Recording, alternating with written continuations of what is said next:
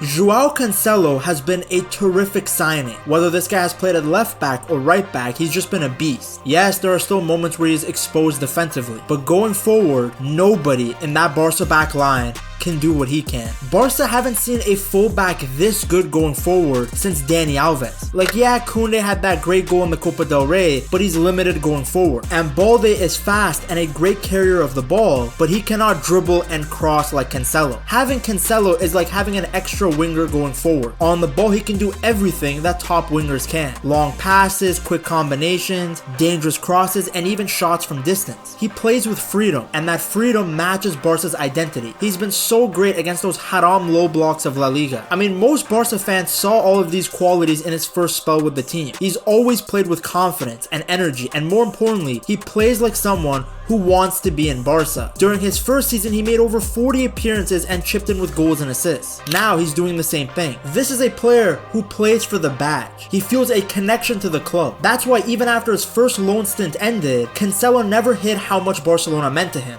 I'm a Barca fan. It's normal. I love Barca. I love my time in Barca. I love the group in Barca. After leaving Barca in 2024, he made a big move to Al Hilal. I mean, he was clearly going there for a big payday like every other player that goes to the Desert League. At first, things weren't terrible. He played regularly, picked up some assists, scored a few goals. In fact, we saw him at the Club World Cup.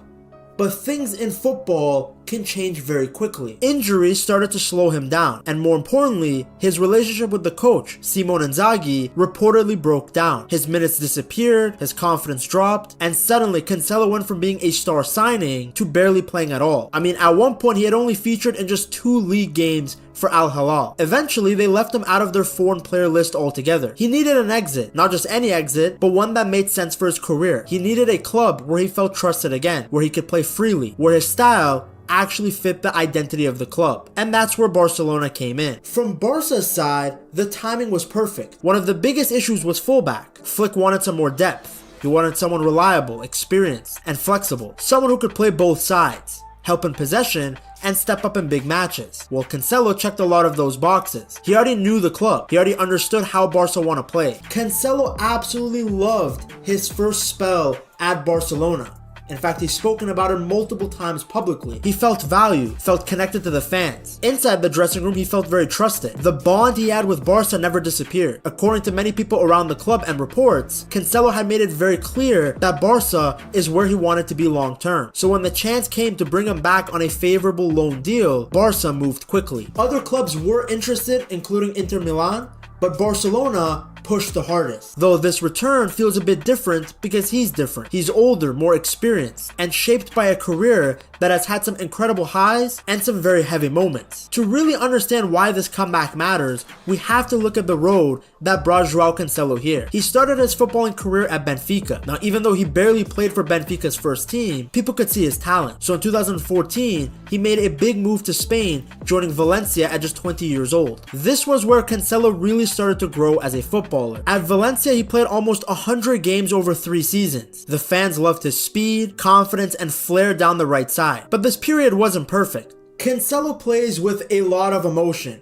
As we will see later in the video, sometimes a bit too much. There were moments where his frustration boiled over, including a famous incident where he shushed his own fans after scoring a goal. Now looking back, those moments showed just how much he cared. He always had that fire in him, even as a teenager. At Benfica's academy, he reportedly once slide tackled his own coach in training out of frustration for not playing. That's how badly this guy wanted to be on the pitch. Now over time, he learned to control that intensity. By the end of his time at Valencia though, the fans truly appreciated him. In his final match, he received a standing ovation and was visibly emotional, and that hunger became one of his defining traits. Cancelo's performances in Spain caught the attention of bigger clubs, and in 2017 he moved to Italy, first on loan to Inter Milan. Serie A was more tactical, more defensive, but Cancelo adapted quickly and really impressed. Inter wanted to keep him, but the deal never happened.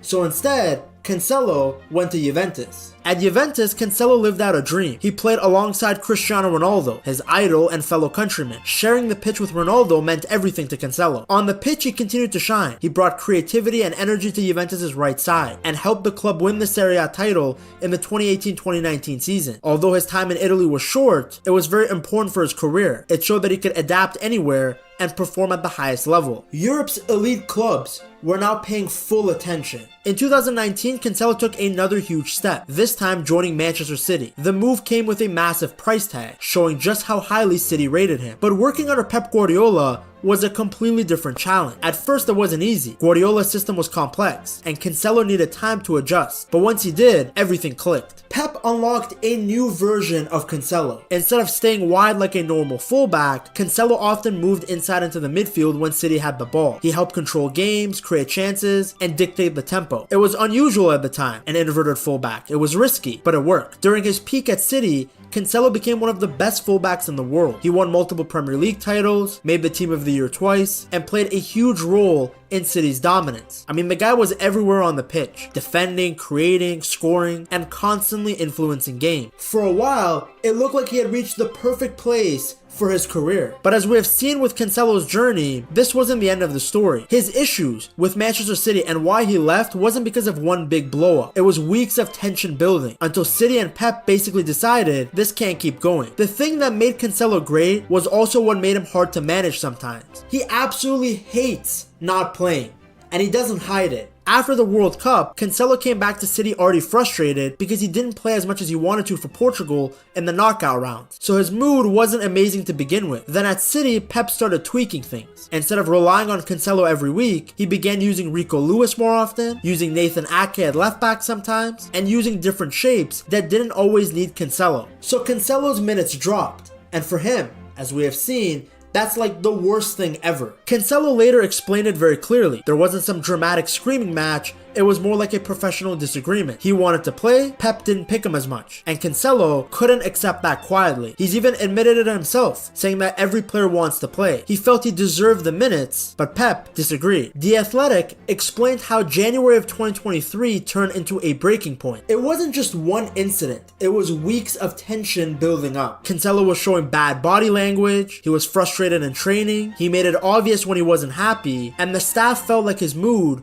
was starting to affect the group. And Pep is very strict about this stuff. He doesn't want a bad faces culture, which means even if you're benched, you still need to support the team and keep the vibes positive. Cancelo, well, he struggled with that. One big moment was the FA Cup game against Arsenal, where Cancelo was benched again. The third straight game of him not starting, and he didn't even get brought on. That was basically the final straw. And earlier that month, there were some other moments too. At Chelsea away, Pep played him out of position on the wing, then took him off at halftime, and reports said that Cancelo was furious. After being benched for other matches, he made his feelings very obvious to his teammates. There was even a moment where he walked from the team bus and sat by himself on the bench area, which just screamed, "Hey, I'm not happy." From City's perspective, they just wanted to win trophies, and they couldn't afford to have one guy's mood dragging down the whole group. The important part is this though.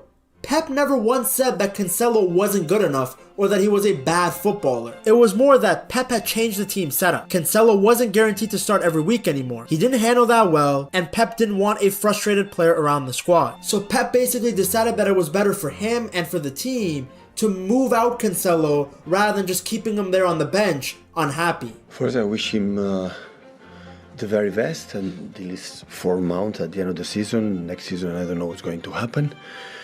Had been an incredible figure in the last two Premier Leagues we won. After World Cup and the start to play, we play in some patterns different way, and I like what I watch, and I decided to give more time to players. What I saw on the pitch that I like it, but he's a guy like he needs to play to be happy, and we decide together for all three parts to move on to let him go to Munich.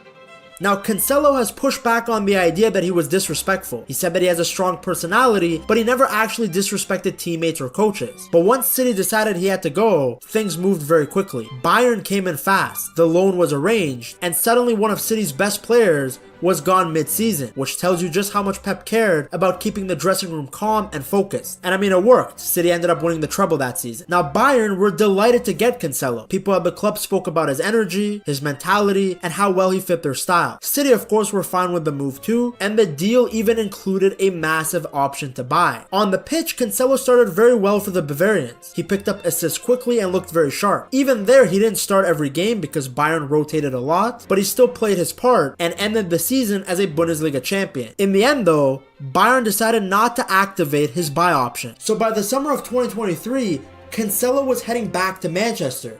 But nothing had changed there. He still wasn't in Pep's plans, and everyone could see that his future at City was hanging by a thread. And this is when Barcelona entered the picture. Cancelo had admired Barcelona for years. I mean, who hasn't? And Barca had been tracking him for a while. For Cancelo, playing for Barcelona felt like a dream fit. The style, the freedom, what he could do on the ball. And in late August of 2023, that dream became a reality. Barca and City agreed on a loan deal, and Cancelo joined Xavi's project for the 2023-2024 season. From day one, it clicked. Cancelo became a regular almost immediately. He gave Barca something they badly needed, which was a fullback who could create and help control games. He linked beautifully with the midfielders, pushed high when needed, and brought a lot of confidence and flair to the right side. He even scored not long after arriving, and he played pretty well throughout the season. The defining moment of Cancelo's first Barcelona spell came in the Champions League. Barca were playing Porto in a must-win game, and Cancelo delivered one of his best performances in a Barca shirt. He scored, assisted, and completely ran the game from fullback. Barca won 2-1 and qualified for the knockout rounds, something they hadn't managed in a few years. Cancelo was named the player of the match, and the fans absolutely loved it. You could also see how much it meant to him. Cancelo played with emotion at Barca. He celebrated all the goals with passion. Now again, it wasn't perfect. There were many instances where he had defensive lapses, some shocking defensive cameo, but by the end of the season, I think most supporters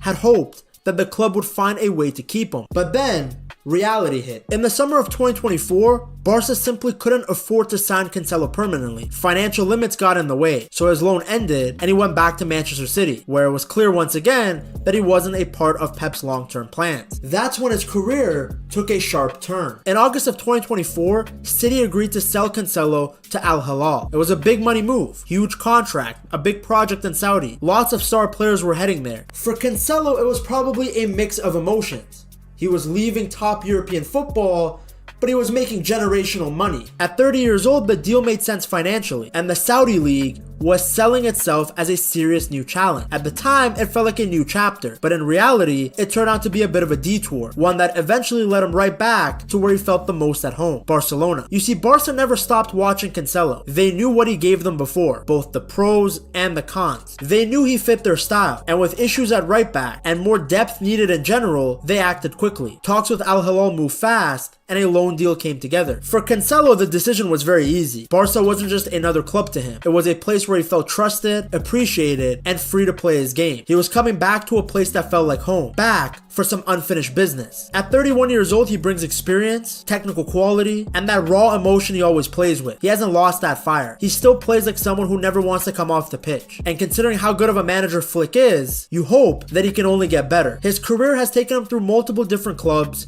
different leagues, and some very different managers. That gives him a deep understanding of the game and how to adapt. I still think there are going to be moments where he's going to get beaten defensively way too easily. But at the same time, there are going to be moments against those haram low blocks of La Liga where Cancelo is going to come up with a moment of magic that saves the team. Barcelona gives him the stage to remind Europe exactly who he is. His first spell had some great moments, and the second chapter has the potential to be even bigger. Cancelo's journey is a reminder that careers don't move in straight lines. But even though he went on a different path, it's brought him right back to where he always wanted to play. Now, to see how good the rest of the Barca team is, you have to watch this video right here.